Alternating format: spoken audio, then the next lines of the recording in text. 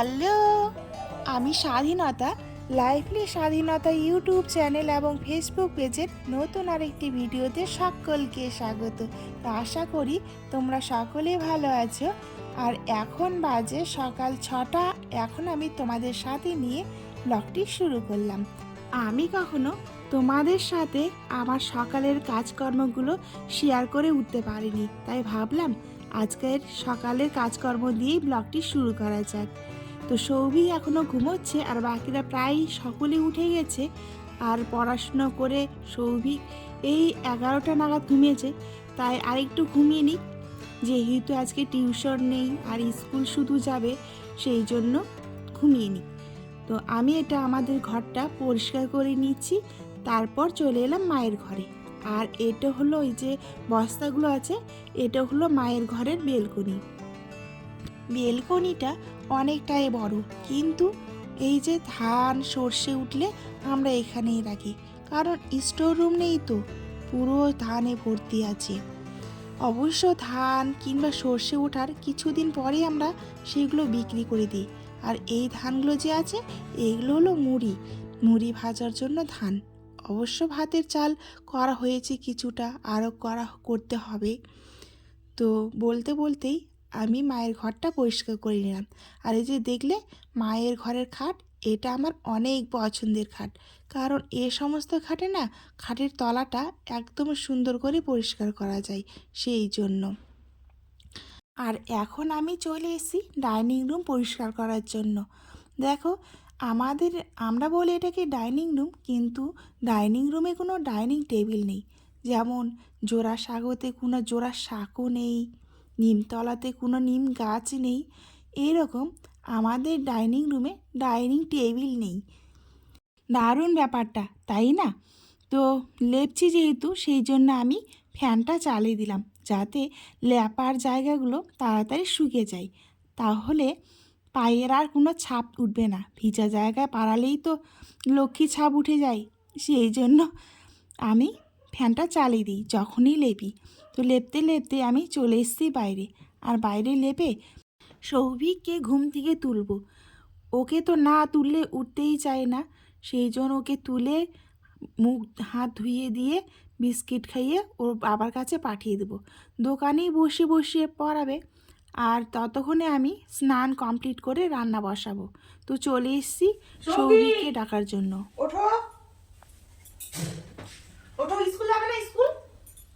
সৌভিককে ডেকে তুলে আমি স্নান করে পুজো দিতে এসেছি, আর সৌভিক ওইদিকে মুখ ধুয়ে মুড়ি খাচ্ছে। বন্ধুরা, সৌভিককে আমি স্কুল নিয়ে যাচ্ছি হেঁটে হেঁটে, টোটো পাওয়া যাচ্ছে না, সেই জন্য। সৌভিক, কেমন লাগছে হেঁটে হেঁটে স্কুল যেতে? অনেক গরম লাগছে। তোমাকে আজকে হাফ ইউনিফর্মটা পরিয়ে দিলাম, তবু গরম লাগছে। তো সৌভিককে স্কুলে পৌঁছে দিয়ে আমি আবার যাবো মাংসের দোকানে, মাংস নিয়ে আসবো, পোলট্রির মাংস। আর আজকে কি রান্না করছি, তো পুরো ব্লগটি দেখতে থাকো, তাহলেই বুঝতে পারবে। কত করে কিলো?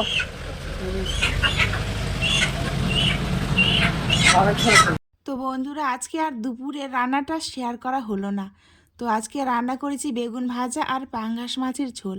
এগুলো গতকালকেরই মাছ ছিল, সেই মাছ দিয়েই রান্না করলাম। আর ইতিমধ্যে সৌভিক চলে এসছে স্কুল থেকে, কারণ আজকে ওদের হাফ স্কুল, সেই জন্য।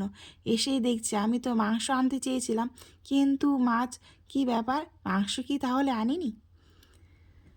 তো সৌভিককে আমি খাইয়ে দিচ্ছি, আর সৌভিক মোবাইল দেখে খাচ্ছে। আচ্ছা, তোমাদের ছেলেরাও কি এভাবে মোবাইল দেখে খায়? তো চলে এসেছি রাতের রান্না শেয়ার করার জন্য। যেহেতু আমি দুপুরের রান্নাটা তোমাদের সাথে শেয়ার করিনি, আর খাওয়া দাওয়ার সময়টা অবশ্য শেয়ার করেছি, তো আমি মাংসটাও কিন্তু রান্না করে রেখেছি দুপুরেই। এখন আমি বানাবো বাসন্তী পোলাও, সেই জন্য তেলের মধ্যে দিয়েছি শুকনো লঙ্কা আর গাজর, আর দিলাম কাজু, গোটা গরম মশলা, মটরশুঁটি দিয়ে ভেজে নিচ্ছি ভালো করে। তারপরে আধা ঘন্টা ধরে ভিজিয়ে রেখেছিলাম আতপ চাল, গোবিন্দভোগ আতপ চাল, সেটাকেও আমি দিয়ে দিলাম। অনেকে আবার আতপ চালেই ঘি আর হলুদ মাখিয়ে রাখে, কিন্তু আমি শুধু আতপ চালটাই আধা ঘন্টা জলে ভিজিয়ে তারপর 5 মিনিট জল ঝরিয়ে রেখেছিলাম। আর এর মধ্যে এখন আমি দিয়ে দিলাম হলুদ আর লবণ, তারপর এটাকে ভালোভাবে নাড়াচাড়া করে নেব। এখন দিলাম আদা বাটা, দিয়ে আবারও সুন্দর করে ভেজে নেব।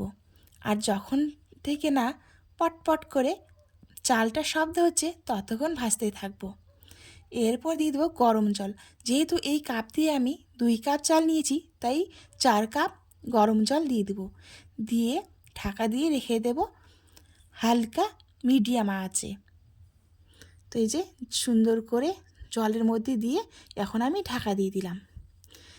তো 5 মিনিট পর আমি ঢাকা তুলে দেখছি সুন্দর হয়ে গেছে সেদ্ধ।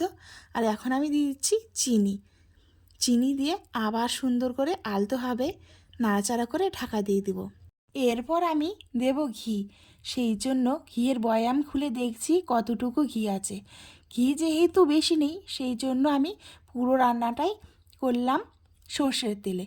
আর পরে ঘিটা দিচ্ছি এই জন্যে, তাহলে ঘিয়ের ফ্লেভারটা পাওয়া যাবে। সেই জন্য যদি বেশি ঘি থাকতো তাহলে অবশ্যই আমি পুরোটাই ঘি দিয়ে করতাম। তবে আমার মতো যাদের ইচ্ছে করছে বাসন্তী পোলাও খেতে কিন্তু ঘি নেই, তারা কিন্তু এইভাবেও রান্না করতে পারো, খেতে বেশ ভালো হবে। তোমরা একবার বানিয়ে দেখো কেমন হয়, তারপর কমেন্টে জানিও। তো এই কৌটা থেকে আর একটু ঘি বেরোলো, আমি এখন এটাকেও দিয়ে দেব। দিয়ে একটু নাড়াচাড়া করে নিয়ে নামিয়ে নেব। আমার নিজের স্টাইলের বাসন্তী পোলাও দেখো কত সুন্দর হয়েছে, একদম ঝরঝরে, খেতেও আশা করি অনেক ভালো হবে। তো রান্না কমপ্লিট, এখন আমরা খাবো। তো দেখো কত সুন্দর ঝরঝরে হয়েছে, এই যে দেখো একদম ঝরঝরে আর দারুণ স্মেল বেরোচ্ছে। আর মাংসটা একটু দেখিয়ে দিই, এই যে মাংস, পোলট্রি মুরগির মাংস আর পোলাও, দারুণ ব্যাপারটা না? তো খেয়ে দেখা যাক কেমন হয়েছে। তো কাঁসার থালাতেই বেড়ে নেব। আমরা অবশ্য কাঁসার থালাতেই খেতে বেশি স্বাচ্ছন্দ্য বোধ করি। তো পোলাও আর মাংস বেড়ে নিচ্ছি, আর খেয়ে দেখা যাক কেমন হয়েছে। অবশ্যই কিন্তু তোমাদের রিভিউ দিচ্ছি কেমন। ও আরেকটি কথা, তোমাদের যদি আমার ভিডিওগুলোর কিছুটা অংশ ভালো লেগে থাকে তাহলে কিন্তু অবশ্যই লাইক করো, কমেন্ট করো কেমন। আর যে সমস্ত বন্ধুরা এখন আমার চ্যানেলটিকে সাবস্ক্রাইব করোনি তারা অবশ্যই সাবস্ক্রাইব করে নিও। তো এই তো খেতে বসে গেছি, একদম দারুণ হয়েছে, ইয়াম্মি।